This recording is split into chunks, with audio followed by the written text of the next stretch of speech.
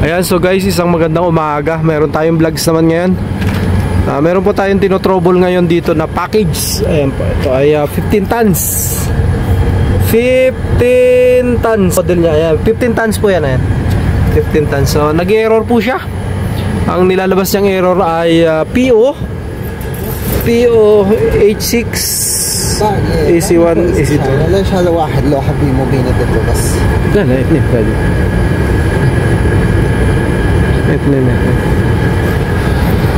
خلاص سلك.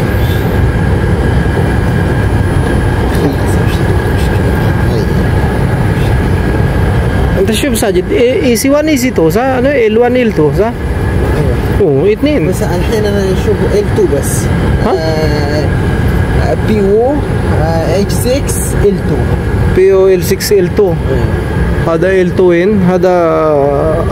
هذا ماستر. هذا هو هنا. L2 ايوه. هو شوف سوا وين. So nag-error siya ng PO tapos L2. Ayan, babantayan natin dito. Mga sira na rin kasi yung kanya. شوف كل واحد فيه. هو كلام؟ بكو هذا اثنين لوحة ساجد. دقيقة أنا سوي فيديو. لازم هو شوف هذا أخوان.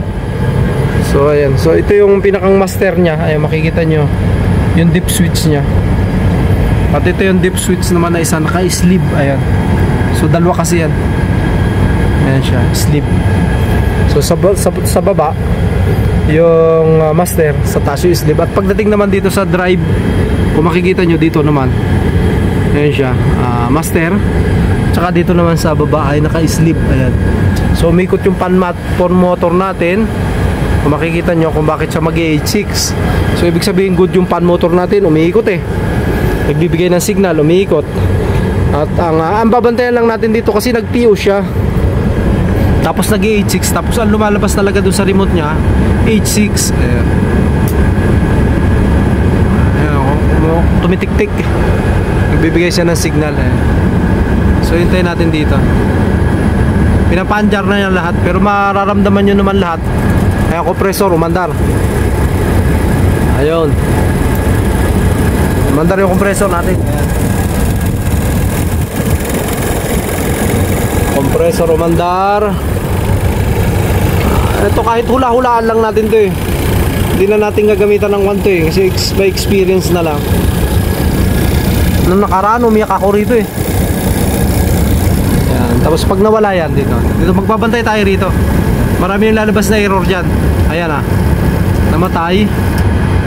Ayan, wag dagiga sadya, dagiga. O PO, diba nakikita nyo PO L2. Ayan, PO L2. Tapos nag-H6 na siya. Ayan, so yun yung problema. O yan, sajid sawi sakyan kalas tukuha itin luha.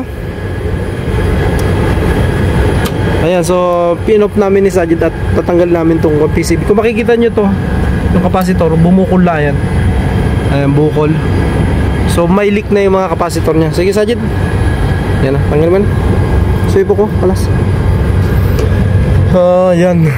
So gray, ayan siya, gray na package. So tanggal na yung matatanggal namin yung ito. So ito yung tinanggal namin kasi nag-PO eh. AC1, AC2, ayan siya. So ito yung problema oh. Ito bumukol na kasi ito, capacitor na to, kung makikita nyo. Ayan. So nag-leak na yan. At ito rin, ayan. Ito bukol. So may mga problema na yung capacitor.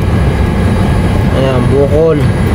Kaya nag-leak na siya. Tsaka ito, kaya naman nag-H6 din siya. Kasi ito, nababalatan kasi ito eh, kailangan bago. Magpapalit tayo ng dry board, kailangan mga bago to. Kasi once na pagka nag-touch to, nakukukan to eh, naluluto. Ayan siya, so kinuha na ni Sajid. Pinabalik na. Dalawa yung pinull out natin. PO siya eh, dry board kasi yung PO pag sa package. Ayan, sa mga package to. Ayan siya, malalaki pa. Safety para maayos. So titingnan namin kung magagawa ko. Pag nagawa ko, ayan no? So okay siya, try natin. So yan yung vlogs natin ngayon. Package po na 15 tons. Nagtanggal kami ng dry board compressor nya AC1, AC2 yung may problema. Tapos mag-HX siya. And then yung PO talaga yung kandon. Dumagdag na lang yung HX. So ayun po, maraming salamat at God first po. Napuan Diyos, makatanda natin.